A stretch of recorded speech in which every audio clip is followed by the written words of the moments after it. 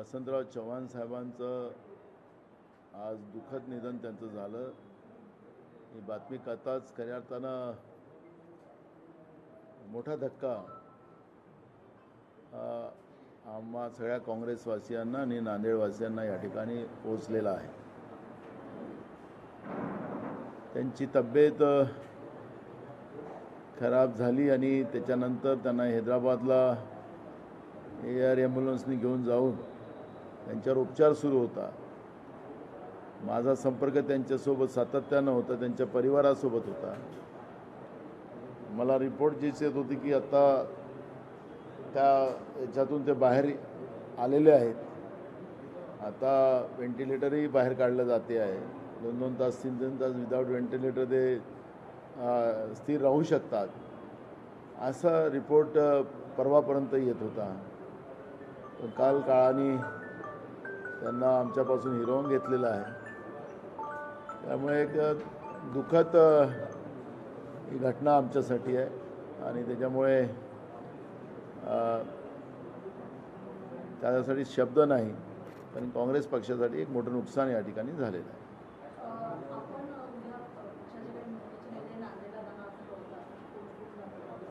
अजून झालेलं नाही। आम्ही रमेश चन्नीथलाजींशी आमचे प्रभारी त्यांच्याशी संपर्क झाला। सकाळी राहुल गांधीजीसोबत माझी चर्चा झाली।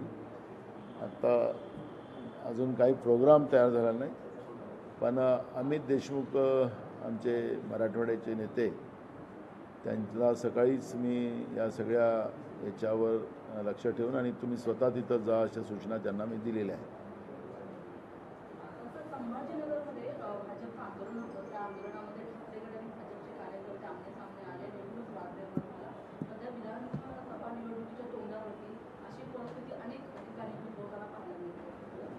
महाराष्ट्रातली परिस्थिती फार चांगली आहे असं नाही। मी काल पण नवी मुंबईमध्ये बोलत होतो। आमचा छत्रपती शिवाजी महाराजांचा महाराष्ट्र, शाहू फुले आंबेडकर या विचाराचा महाराष्ट्र या खोक्याच्या सरकारने त्याला कुठं नेऊन ठेवलेलं आहे, आता अशी काळजी सगळ्यांच्या मनामध्ये आहे। इथं शाळेत असलेल्या लहान मुली सुरक्षित नाही, महिला सुरक्षित नाही, शेतकरी सुरक्षित नाही, तरुण मुलं मुली जे शिकलेले आहेत ते सुरक्षित नाही, त्यांच्या हाताला काम नाही आणि महागाईचा एवढा मोठा बोजा आहे की तो भयानक आहे की लोकांचं जगणं मुश्किल झालेलं आहे। सत्तेमध्ये बसलेल्या लोकांना रोज भ्रष्टाचारच। आत्ताच एक काल परवा घटना म्हणजे शुक्रवारची आहे। ती घटना अशी आहे की MPCB पोल्युशन बोर्ड त्याचे अध्यक्ष कदम आहेत आणि ते पुण्याला एका कार्यक्रमात गेले। कार्यक्रमावरून ते मर्सिडीज कंपनीचे जे गाड्या बनतात त्या कंपनीमध्ये गेले आणि त्या कंपनीमध्ये त्यांचे पक्षाचे कार्यकर्ते 35 लोक त्या ठिकाणी घेऊन गेले आणि स्वतःच त्या ठिकाणी सांगितलं की याच्यामध्ये सगळे प्रॉब्लेम आहेत त्या कंपनीमध्ये आणि अशा पद्धतीचं त्या ठिकाणी एक वातावरण निर्माण करण्याचं काम त्यांनी केलं। त्याच्यामागचा इंटरेस्ट काय? कारण की अखरी पोल्युशन बोर्डामध्ये जे काही आमचे अधिकारी असतात ते पहिले नोटीस इश्यू करतात, जे काही तक्रार असेल आणि त्याच्यानंतर ती चौकशी करून त्याच्यामध्ये काही त्रुट्या निघाल्या तर त्या पद्धतीची कारवाई केली जाते। पण याच्यामागचा नेमका उद्देश काय की पोल्युशन बोर्डाचे अध्यक्ष जे आहेत कदम सिद्धेश काहीतरी नाव आहे त्यांचं, ते काही टेक्निकल नाही। हे 30-35 लोक काय ईडीची का CBIची धाड करायला तिथं गेले होते काय प्रॉब्लेम आहे, काय चाललेलं काय या महाराष्ट्रामध्ये? सत्तेमध्ये बसली लोक आणि आज आपण त्याचा परिणाम असा पाहतो की आपल्या राज्यातले उद्योग आता बाहेर चाललेले आहेत। पहिलेच महाराष्ट्रामध्ये मोठ्या प्रमाणात बेरोजगारी आपल्यासमोर आहे आणि मर्सिडीजसारख्या ज्या कंपन्या आपल्या महाराष्ट्रामध्ये आहेत त्या कंपन्या उद्या महाराष्ट्रातून सोडून चालल्या गेल्या तर बेरोजगारीच मोठ्या प्रमाणात आपल्याला पाहायला मिळते। तिथं लागलेले हजारो लोक आहेत, मोठी कंपनी आहे, हजारो लोक बेघर होतील, त्यांच्या आयुष्यातून बर्बाद होतील, रोजगारातून ते मुक्त होतील। पण हे एक उदाहरण आता आपल्या समोर आलेलं आहे। पुण्याचे पालकमंत्री अजित पवार आहे, ते तर फार आपल्याला सांगतात की माझा बाणा वेगळा आहे, ते काय करतात अशा वेळेस? काय कोणावर कोणाचा दबाव आहे? काय चाललं महाराष्ट्रामध्ये? अशी परिस्थिती आज आहे. काल प्रधानमंत्री जळगावला आलेत. आमचं एवढंच म्हणणं होतं की तुमचं लखपती दिदी वगैरे ज्या घोषणा आहेत त्या घोषणेमध्ये काय सत्य आहे काय हे आहे ते नंतर भविष्यात कळेलच. योजना किती फुल आहे, कारण की ऑलरेडी आमच्या भगिनींना ज्या बचत गटामध्ये काम करणाऱ्या त्यांना लाख रुपये मिळत होते. आता 5 लाख रुपयाचं कर्ज केलं. लाख रुपयाचं मिळायचं आता 5 लाखाचं कर्ज केलं. त्याच्यात अटी टाकल्यात. त्या बचत गटातल्या भगिनीतलं कोणी घरातलं नोकरीला असेल तर त्यांना तोचा लाभ मिळणार नाही. त्याच्यामध्ये ज्या भगिनीचं 3 लाखाच्या वर उत्पन्न असेल त्यांना ह्या बचत गटाचा लाभ म्हणजे या योजनेचा लाभ मिळणार नाही. हे तर कर्जरूपी पैसे आहेत. हे काही त्या भगिनींना काही मोफत दिली जात नाही. जसं यांच्या मित्रांचं कर्ज हजारो कोटीचं माफ केलं जातं राज्याच्या आणि केंद्र सरकारच्या तिजोरीतून, पण भगिनींना पैसे दिले जात नाही आहे. ते व्याज न घेणारं हा पैसा आहे आणि तो ती जी काय मुदत दिली आहे त्या मुदतीच्या आत त्यांना ते पैसे द्या. पण त्याच्यासाठी एवढा मोठा कार्यक्रम घेतला गेला. पण नेपाळमध्ये जे तीर्थयात्रा करायला गेलेले जळगाव जिल्ह्यातली लोक होती, ज्या 23 लोकांचा मृत्यू नेपाळमध्ये झाला. त्यांची काल सगळी बॉडीज तिथं आली. त्यांचा अंतिम संस्काराचा होता. डोळ्यात लोकांचे अश्रू होतं. अनेक भागामध्ये घरी चुली पेटल्या नाहीत. लोकांच्या डोळ्यात नैनाश्रू होतं आणि तिथं सगळा कारभार जो चाललेला होता तो जनतेच्या पैशानंच होता. काही पेंडॉल तयार झालेलं होतं, काही मोदीजीच्या घरचे पैसे नाहीत किंवा एकनाथ शिंदे किंवा फडणवीसाच्या घरचे किंवा अजित पवारांच्या घरचे पैसे नाहीत. जनतेचे पैसे जी सरकारच्या तिजोरीतून त्याच पैशानं तिथं खर्च केला गेला होता.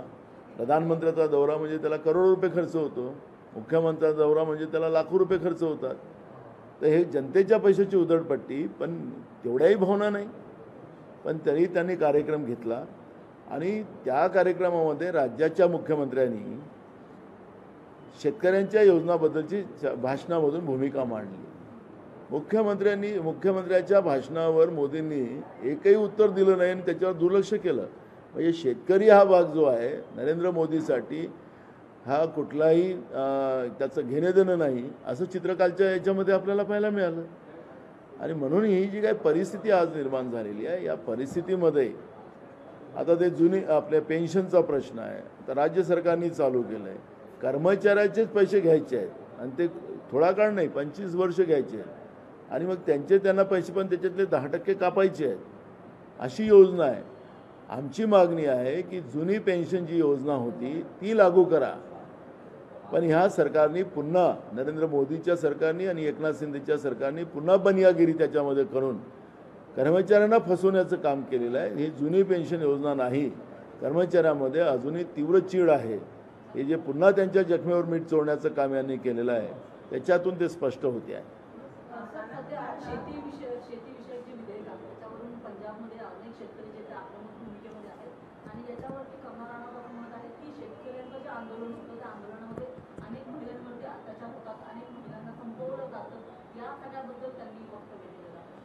त्यांच्याबद्दलची प्रतिक्रिया काय द्यायची? तर नरेंद्र मोदीच त्यांना आतंकवादी आणि नक्षलवादी लोकसभेमध्ये म्हणतात शेतकऱ्यांना. तर त्या ज्या व्यक्ती तुम्ही ज्या विशेष व्यक्तीचं नाव घेतलेलं आहे त्याच्याबद्दलची काही प्रतिक्रिया द्यायचं काही कारण नाही. स्वतःच नरेंद्र मोदी अन्नदात्याला आतंकवादी नक्षलवादी म्हणत असतील, आंदोलनजीवी म्हणत असतील, तर त्याच्याबद्दल आता काय प्रतिक्रिया द्यावी? शेतकरी हा त्यांच्यासाठी कुठल्याच स्थानात नाही. अशी परिस्थिती आज केंद्रातल्या आणि राज्याच्या सरकारमध्ये आहे.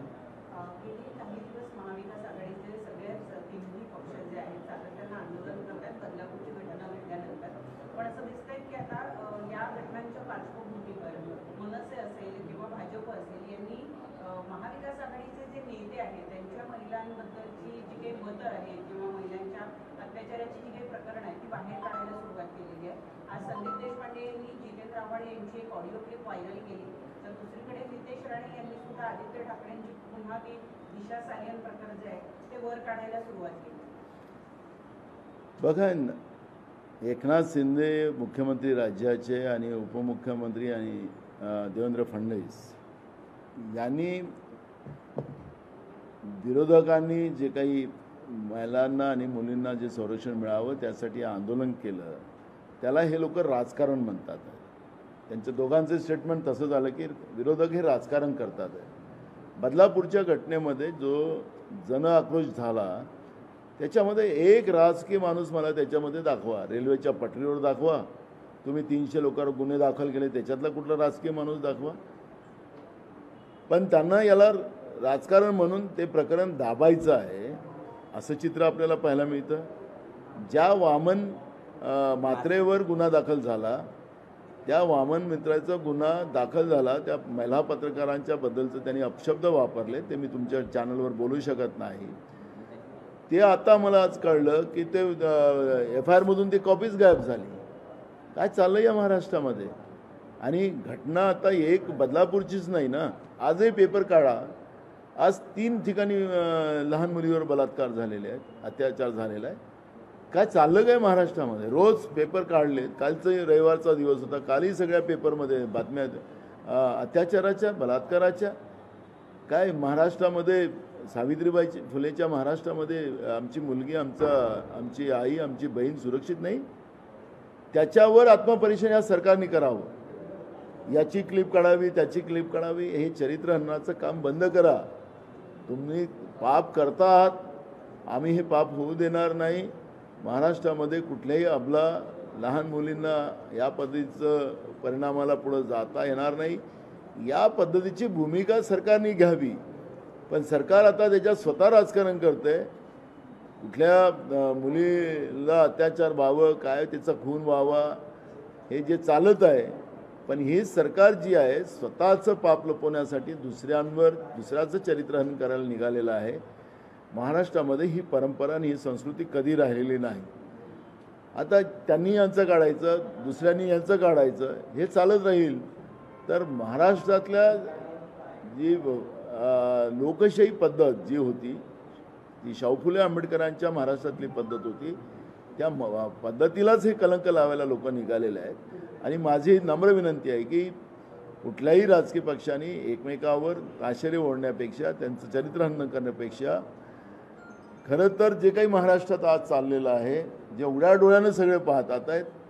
मी तर जे काही ऐकलं की जी मुलीच्यावर अत्याचार बदलापूरमध्ये झाले, तर ती झोपेमध्ये ती एकदम झटका होऊन येतो की मला नाही जायचं शाळेमध्ये, अशा पद्धतीचं तिच्या आईवडिलांच्या डोळ्यातलं अश्रू पण थांबत नाही.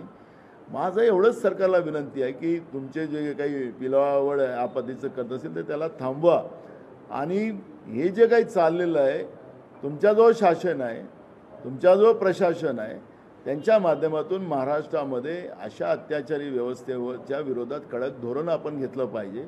जो शक्ती कायदा आम्ही महाविकास आघाडीच्या सरकारमध्ये मंजूर केला, ते माननीय राष्ट्रपतीकडे पेंडिंग आहे, त्याला मंजूर करून येऊन एक धाक अशा व्यवस्थेला निर्माण झाला पाहिजे, एवढीच आमची मागणी आहे. पण जे काही व्यक्तिगत जे महाराष्ट्रामध्ये चाललेलं आहे, हे महाराष्ट्राच्या संस्कृतीला न भूषणावर आहे, एवढंच आम्ही म्हणतो. मुंबईतल्या 36 जागा वाटपांसंदर्भात सध्या चर्चा सुरू आहे, बैठका सुरू आहेत. परंतु या जवळपास 20 जागांवर शिवसेना ठाकरेगट ठाम आहे आणि त्यामुळे मुंबईतल्या काँग्रेस नेत्यामध्ये थोडीशी नाराजी आहे. एक जागा काँग्रेसच्या वाटण्यात आली असेल, कारण शरद पवार गटांना एक 3-4 जागा 12 ते 10-12च्या दरम्यानच जागा काँग्रेसला होती. त्यामुळे मुंबईतले काँग्रेसचे नेते नाराज आहेत, अशा पद्धतीची चर्चा आहे. काय वाटतं? तुम्हाला कोणी सांगितलं मला माहिती नाही. अजून जेव्हा जागा वाटपाची मिटिंगच झाली नाही तर ते ठाम आहे असं कसं म्हटलं? आम्ही तुम्हाला वारंवार सांगतो की आम्ही महाविकास आघाडी म्हणून 288 जागा लढणार आहोत. त्यामुळे अजून जागा वाटपाची चर्चा सुरू नाही झाली. जसं महायुतीमध्ये काल फडणवीसांनी जाहीर केलं की तो प्रत्येक पक्ष आपलं आपलं पाहिजे, आम्ही असं कोणी नाही म्हटलं. अजून चर्चाच नाही आहे. ही मोमेंट जी चाललेली आहे त्या मोमेंटला मला आज काही प्रतिक्रिया देण्याचं कारण नाही, कारण असं कुठलीही चर्चा झाली नाही. आम्ही आणि ते असतील किंवा राष्ट्रवादी असतील, प्रत्येकाने आपल्या आपल्या हिशोबाने जागाचा जो आमचा अंदाज आहे मागितलेला आहे. काही ठिकाणी आम्ही क्रॉस करतो आहे एकमेकाला, पण ते आम्ही बसून ते सगळे प्रश्न सोडवू. शनिवारी बैठक झाली या संदर्भात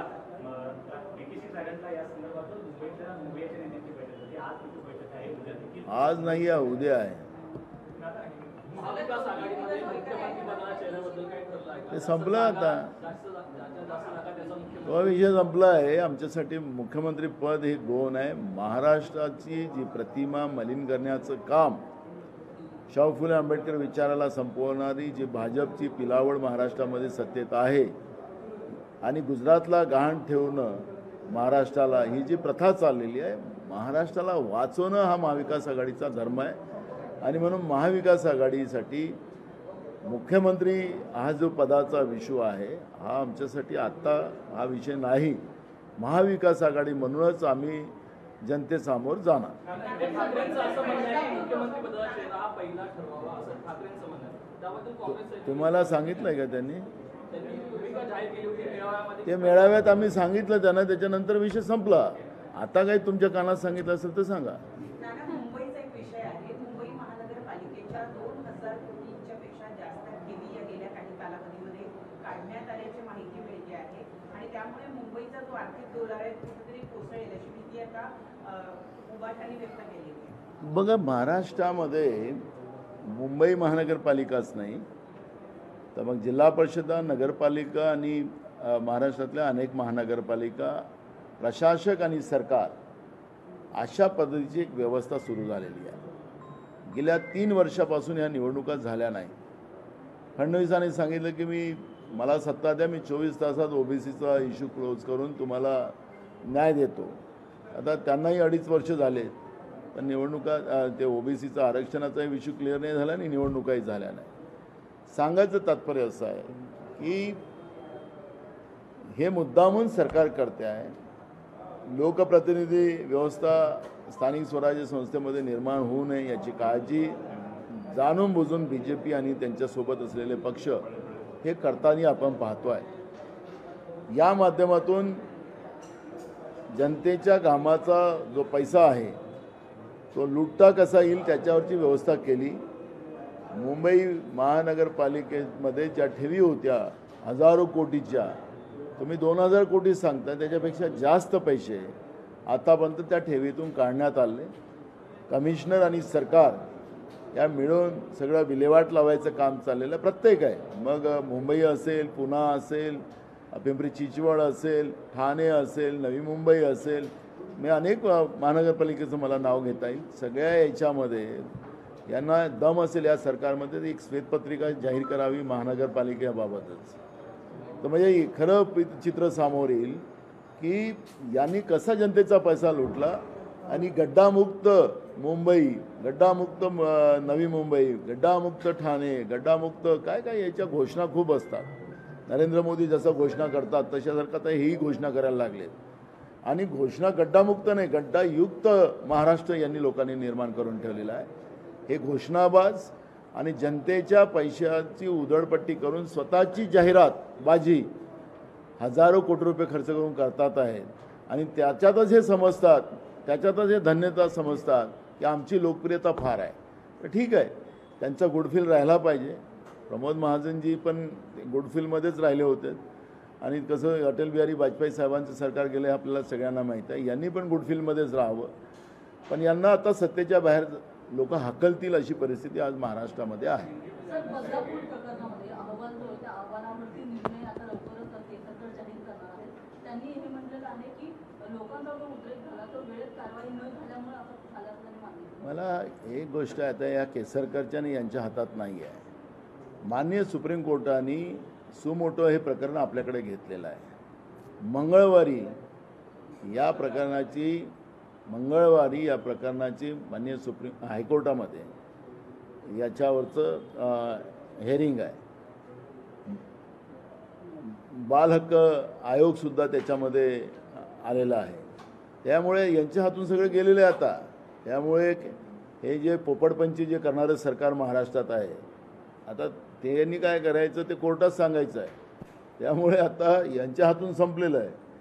जेव्हा मंगळवारी याच्यावरची हेअरिंग माननीय हायकोर्टात होईल डबल बेंचकडे, त्या दिवशी खरं हे चित्र आपल्या सगळ्यांच्या समोर येणार. कर्नाटकमध्ये ऑपरेशन लोटसचा प्रयत्न होतोय. एका आमदाराने असं 100 कोटीने खरेदी करण्यात येत आहे. एकूण 50 आमदारांची गरज तिकडे आहे भाजपला. भ्रष्टाचाराने पैसे कमवलेले भाजप आणि जनतेच्या पैशाची लूट करणारं भाजप हे सत्तेच्या बाहेर जास्त काळ राहू शकत नाही. त्या भ्रष्टाचाराच्या पैशांनी आमदार खासदार विकत घेणं हे आता ओपनली या लोकांची मानसिकता आहे. हे आता सगळ्यांना कळलेलं आहे. चिवडा पार्टी असलेली भाजप आज भ्रष्टाचाराने पैसे किती कमवलेले हे आता त्याच्यावरून दिसतं आहे. आणि 100 कोटी एका आमदाराची किंमत लावतात आहेत. महाराष्ट्रात 50 कोटी काहीतरी होता असं काहीतरी रेट सांगतात आहे. हे आम्ही तुमच्या मीडियामध्ये ऐकत होतो. मला माहिती नाही नेमकं काय आहे त्यांचं. पण जे काही आता कर्नाटकच्या आमदारांनी यांचं गोपीत फोडलं तर त्या पद्धतीची चर्चा आता ऐकतो आम्ही. पण भाजपजवळ भ्रष्टाचाराचा मोठ्या प्रमाणात पैसा झालेला आहे आणि त्याच्या माध्यमातून लोकशाही विकत घेण्याचा आणि लोकशाही विकत आमदार खासदाराला विकत घेणं म्हणजेच लोकशाही विकत घेण्याची परंपरा भारतामध्ये भाजपने जी सुरू केलेली आहे त्याचं चित्र आहे. हाँ चलो हिंदी.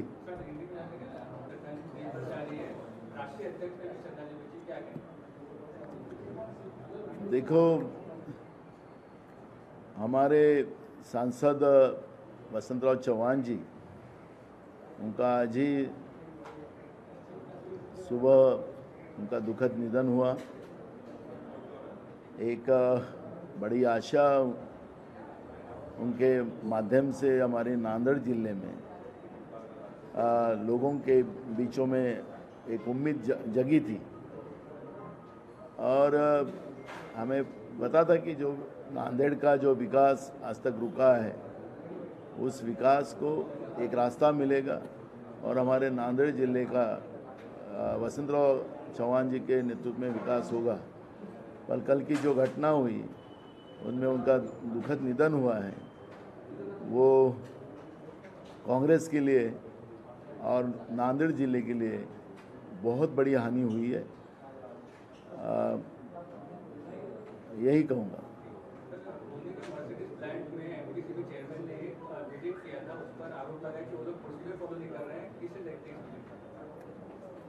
देखो एकदम सिंपल है कि महाराष्ट्र की सरकार लूटपाट की सरकार है, यह स्पष्ट हो चुका है. महाराष्ट्र की सरकार के लूटपाट का एक प्रकरण अभी सामने आया है. लास्ट जो शुक्रवार था, शुक्रवार के दिन एमपीसीबी के अध्यक्ष कदम ये वहाँ गए थे और वहाँ पे उनका एक प्रोग्राम था. प्रोग्राम के बाद शिवसेना के 30-35 कार्यकर्ता लेके मर्सिडीज कंपनी में गए. एक्चुअली वो टेक्निकल नहीं है. जो भी कंप्लेंट होगी उस कंप्लेंट के आधार पर जो हमारे पोल्यूशन बोर्ड के जो अधिकारी होते हैं उनका नोटिस जाता है. फिर उसकी क्यूरी जो भी हो वो क्लियर करना पड़ता है और वो एक प्रोसीजर है. लेकिन एमपीसीबी के अध्यक्ष कदम जी वहाँ पे पहुँचे और पहुँचने के बाद उस कंपनी के लोगों को धमकाया गया है, ये मालूमात हमें मिली. और धमकाने के पीछे का मीनिंग क्या था, जब एमपीसीबी ने जो ट्वीट किया है वो ट्वीट भी स्पष्ट दिखाता है कि हमारे अध्यक्ष जी वहाँ गए थे. तो अब अध्यक्ष जी जाने के बाद वहाँ की जो भी पोल्यूशन के मामले में जो भी गलतियाँ हो, अब ये टेक्निकल नहीं को समझेगा कैसा. लेकिन इस तरह का जाने का कारण क्या, पहले ही महाराष्ट्र से एक उद्योग जा रहे हैं. हमने लास्ट टाइम भी विधानसभा में भी इस बारे में चर्चा की थी. सरकार बोले कि नहीं हम नए उद्योग ला रहे हैं. तो क्या राज्य में जो पुराने उद्योग लगे हैं जहाँ पे हजारों लोग काम में लगे हैं तो उनको उनके जीवन को बर्बाद करना सरकार का दायित्व बनता है?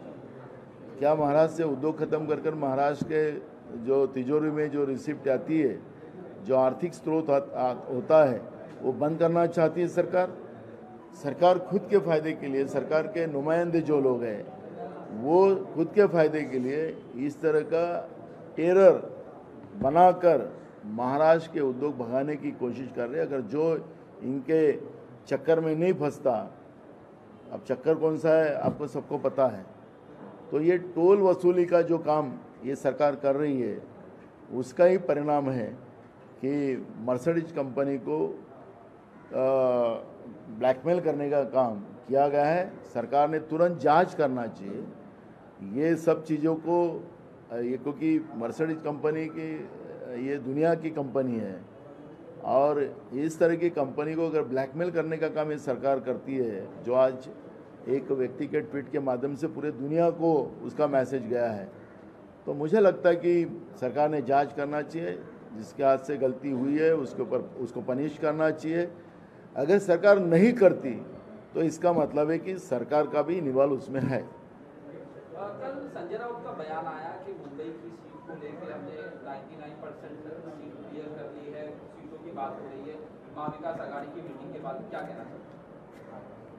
उन्होंने बराबर है, आखिरी की लाइन जो बोली वही बात बराबर है कि महाविकास आघाड़ी की जब मीटिंग होगी उसमें जब चर्चा होगी तो उस चर्चा में ही वो फाइनल होगा। सबने अपने अपने ढंग से जगह मांगी है, लेकिन वो डिस्कशन में क्लियर होगा। तो अभी कल मीटिंग है, कल होती कि नहीं, क्योंकि हमारे सांसद वसंतराव चौहान जी उनका दुखद निधन हुआ है, तो कल मीटिंग होती कि नहीं होती अभी डिसाइड नहीं है। तो उसके बाद जब चर्चा होगी तब उसमें क्लियर होगा। लॉ एंड ऑर्डर की बात हो रही है महाराष्ट्र, कल पूना में जिस तरह से कोयता गैंग ने एक पुलिस वाले पे हमला, क्या कहना चाहते हैं? हम सरकार को बार बार यही कह रहे हैं, माहिम में पुलिस वालों की डकैती हो रही है, पुणे में पुलिस वाले के ऊपर, वो भी पुलिस वाला नहीं, अपना ये नहीं था, सिपाही नहीं था, सब इंस्पेक्टर रैंक का था, उसके ऊपर कोयता गैंग ने हमला करना। तो महाराष्ट्र के पुलिस का डर अब ये गुंडाइज्म से ख़त्म हो चुका है और उसका रीज़न ही ये सरकार है। सरकार ने जिस तरह से महाराष्ट्र की पुलिस को कमज़ोर बना के रखा है, उसी का परिणाम है कि गुंडाइज्म करने वाले लोग, कोयता गैंग वाले लोग पुलिस पे डायरेक्ट हमला कर रही है। तो इसका मतलब सरकार ने समझना चाहिए कि इनके पास अब कानून व्यवस्था भी नहीं बची है। महाराष्ट्र में आम लोगों का भी जीना दोभर हो चुका है और इसलिए बार बार हम कहते हैं, लेकिन ये बेशरम सरकार है। ये सरकार सत्ता और सत्ता से लूट, यही ये सरकार का हमेशा काम रहा है और इसलिए जनता का क्या होने दो, पर हमको सत्ता का मजा लेना है, यही सरकार की भूमिका है। एक मिनट हो दे। हाँ, लखपति बहन इस तरह से प्रधानमंत्री ने प्रोग्राम रखा था, वहाँ पे कहा कि प्रधानमंत्री ने कि जो महिलाओं के खिलाफ क्राइम हो रहा है उसको लेके हमने कड़ा कानून बनाया है, मौत की सजा दी गई है, उम्र कैद की सजा की बात हो रही है, क्या कहना चाहिए? प्रधानमंत्री झूठ बोलते हैं। अब झूठ पे कितना बार झूठ बोलेंगे हमें पता नहीं। महाराष्ट्र ने जो शक्ति कानून पारित किया है वो माननीय राष्ट्रपति महोदय जी के पास पेंडिंग है। तो वो अगर कानून पारित करके दिया तो ये इस तरह की जो इंसानियत को कलंक लगाने वाली जो घटनाएं महाराष्ट्र में एक नहीं कई घटना हुई है, उससे महाराष्ट्र की महिलाएं सुरक्षित होगी, बच्चियां सुरक्षित होगी। पर शक्ति कानून तो वहाँ पेंडिंग है। जो व्यवस्था आज महाराष्ट्र में बनी हुई है सरकार के माध्यम से, तो पुलिस भी उसमें हतबल पड़ी हुई है। तो प्रधानमंत्री घोषणा करने में एक्सपर्ट ही है, उनको घोषणा से कुछ होता नहीं। लेकिन हमारे मुख्यमंत्री ने जब किसान की बात निकाली तो प्रधानमंत्री उसमें एक शब्द ही बोलने को तैयार नहीं है। उनके एक भी सवाल का जवाब उन्होंने दिया नहीं कि भाई हम किसान के मामले में ये करेंगे वो करेंगे, उसके बारे में बात भी नहीं की। तो मुख्यमंत्री की क्या अवस्था है महाराष्ट्र की, ये मुख्यमंत्री ने भी समझना चाहिए। और प्रधानमंत्री के लिए तो किसान तो कोई है ही नहीं, कोई भी स्थान पे नहीं है, दुय्यम स्थान पे भी नहीं है, कोई भी स्थान पे नहीं है। क्योंकि यही अन्नदाता को प्रधानमंत्री जी ने लोकसभा में इनको आंदोलनजीवी कहा, आतंकवादी कहा, नक्सलवादी कहा है।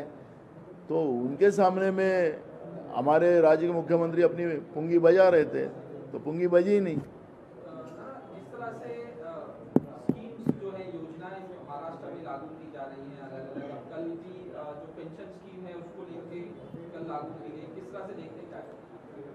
एक बनियागिरी जो होती है उस आधार पर ये पेंशन की योजना इन्हें लाई है। 25 साल कर्मचारी जॉब करेगा तो उसके पगार से पैसा काटा जाएगा और वो काटकर फिर उसका पैसा 10% काटकर उनको दिया जाएगा, ऐसी योजना है। कर्मचारी की मांग वो नहीं है। हमारी जो पुरानी पेंशन योजना जो थी, जो पहले से चलते आ रही थी, जो अटल बिहारी वाजपेयी की सरकार में उसको बंद की गई, वही योजना अब चालू रहना चाहिए, ये मांग कर्मचारी कर रहे हैं। जैसे हमने घोषणा की थी कर्नाटक में, हमने घोषणा की थी तेलंगाना में, हमने घोषणा की थी हिमाचल में, और वहाँ पे हमने पुरानी पेंशन योजना चालू रखी है। तो राज्य के और केंद्र की सरकार को पुरानी पेंशन चलाने में क्या तकलीफ है? ये लाडली बहन के इसमें बताते कि पैसा मार्केट में आएगा, मार्केट ये होगा 1,500 में। अगर इनका पेंशन का योजना का पैसा अगर मार्केट में आता तो पैसा घूमेगा ना। ये इतना तो इनके पास भी अक्ल है, ये 1,500 में मार्केट घूमेगा ऐसा बताते हैं। तो कर्मचारियों को पेट पे लात मारकर उनका ही पैसा उनको देने में सरकार को तकलीफ क्या है? तो जूनी पेंशन लगाने में सरकार को दिक्कत क्या है? कर्मचारी में आज भी रोष है, पहले भी था, लेकिन कल की योजना से उनके जख्मों पे नमक डालने का काम ये सरकार ने किया है और ये स्पष्ट है। आज संभाजीनगर में बीजेपी और उद्धव बाळासाहेब ठाकरे जो शिवसेना उनके कार्यकर्ता आपस में भिड़ गए। आदित्य ठाकरे वहां पर हैं, किस तरह से देखते हैं? देखो, महाराष्ट्र में कानून व्यवस्था बची नहीं है। अपोजिशन के लोगों को कैसा टारगेट किया जाए, सत्ता के लोग कैसे करते हैं। हमारा बंद था, बंद ने उन्हें कोर्ट में जाके बंद कैंसिल करवाया, लेकिन हमने शांतता से पट्टी बांधकर हमने निषेध किया, तो उसमें भी बीजेपी वाले आके वहाँ पे हमला कर रहे थे। तो ये क्या चाहते क्या है? गुंडाइज्म महाराष्ट्र में, शाहू फुले अम्बेडकर विचारधारा महाराष्ट्र से खत्म हो गई है। शिवाजी महाराज के महाराष्ट्र में ये नहीं चलता, पर बीजेपी और उनके साथी दल महाराष्ट्र में ये जो कानून व्यवस्था को परे रखकर सत्ता की जो गर्मी दिखा रहे हैं, मस्ती दिखा रहे हैं, वो महाराष्ट्र की जनता इनकी उतार दी। ते मगाशी बोललो बेटा, आम्ही अनेकदा सांगतो की महाराष्ट्रात कायदा व्यवस्था आता बाकी राहिलेला नाही। आता त्याच्यापासून पोलिसही सुद्धा सुटलेले नाही।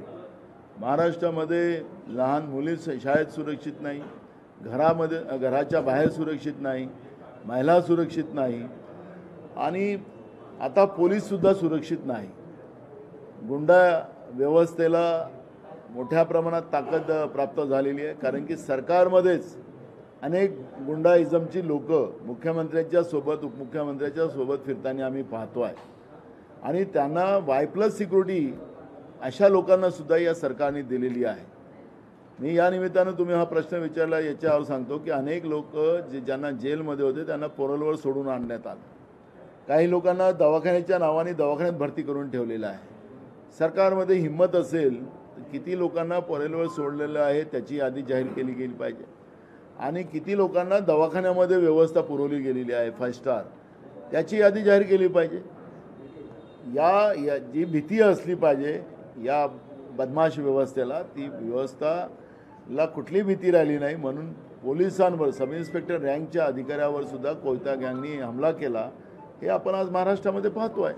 थँक्यू। मुख्यमंत्री आज गए हैं वो देखने के लिए पूरा चेक खड्डे जिस तरह से मुंबई गोवा महामार्गाची पाहणी करताय, गणपती जवळ आले। मुझे लगता है कि मुख्यमंत्री ने और उनके मंत्री ने सरकार में विधानसभा में घोषणा किया था कि हम मार्च के पहले हम पूरा रास्ता क्लियर करेंगे, ऐसी विधानसभा में घोषणा किए थे। हम अभी अगस्त महीने में हैं, मार्च जाकर 6 महीना हुआ, और अभी गणेश जी के इसलिए कोंकण में लोग जाते हैं बड़े पैमाने में, उनका महत्वपूर्ण त्यौहार है। तो अभी मुख्यमंत्री इवेंट के लिए जा रहे क्या? इतने दिन रास्ता क्यों नहीं हुआ? कौन कॉन्ट्रैक्टर है? इनके सरकार में रहने वाले मंत्री और उनके परिवार के लोग उसमें कॉन्ट्रैक्टर है, लेकिन वो उसको हर बार उसके टेंडर और उसका पैसा बढ़ाने के लिए और जनता की तिजोरी लूटने का काम वहाँ पे किया। लोगों के लिए रास्ता नहीं बन रहा है, ये इनके कॉन्ट्रैक्टर जो इनके साथ जो लोग हैं उनके लिए ये रास्ता बन रहा है, जनता के लिए नहीं। और जो मुख्यमंत्री आज गए इवेंट करने के लिए तो ठीक है, लेकिन कोंकण की जनता इस बात को समझती है। मुख्यमंत्री आज इव्हेंट करायला गेलेत का हा प्रश्न या निमित्ताने निर्माण झाला। महाराष्ट्रातल्या विधानसभेच्या अधिवेशनाच्या काळात राज्याच्या सरकारने सांगितलं की मार्च महिन्यापर्यंत मुंबई गोवा रस्ता पूर्ण केला जाईल असं आश्वासन नागपूरच्या अधिवेशनामध्ये डिसेंबरमध्ये दिलेलं होतं। मार्च गेला, आता आपण ऑगस्ट महिन्यात आलो, म्हणजे 6 महिने झालेत अजून तरी रस्ता झाला नाही। आणि म्हणून मला असं म्हणावं लागतं की मुख्यमंत्री इव्हेंट करायला तिथं गेलेत का, पण कोकणातले लोक आता विसरणार नाही, कारण की हे सगळं त्यांच्या ठेकेदारांसाठी हा रस्ता चालतो, जनतेसाठी नाही। त्यांना जास्त कसे पैसे मिळतील, काम नाही झालं तर पुढच्या वर्षी त्याचं रिन्युअल होतं, त्याला पुन्हा त्याचे CSR वाढतात, त्याला पुन्हा ठेकेदाराला पैसे मिळतात। ही व्यवस्था या लोकांनी निर्माण केलेली आहे आणि म्हणून हा रस्ता कोकणातल्या जनतेसाठी नाही, त्या ठेकेदाराचा आर्थिक फायदा कसा होईल त्याच्यासाठी चाललेला आहे।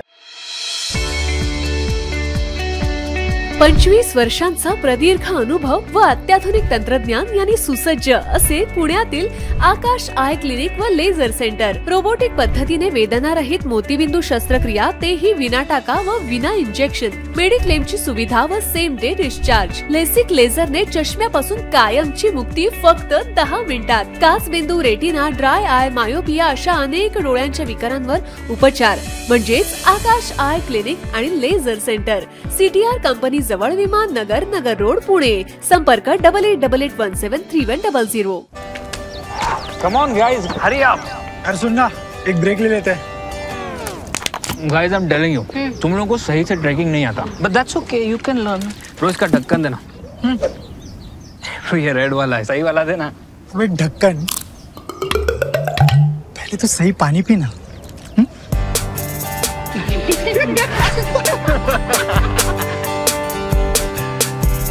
Manikchand Oxyrich, proudly Indian.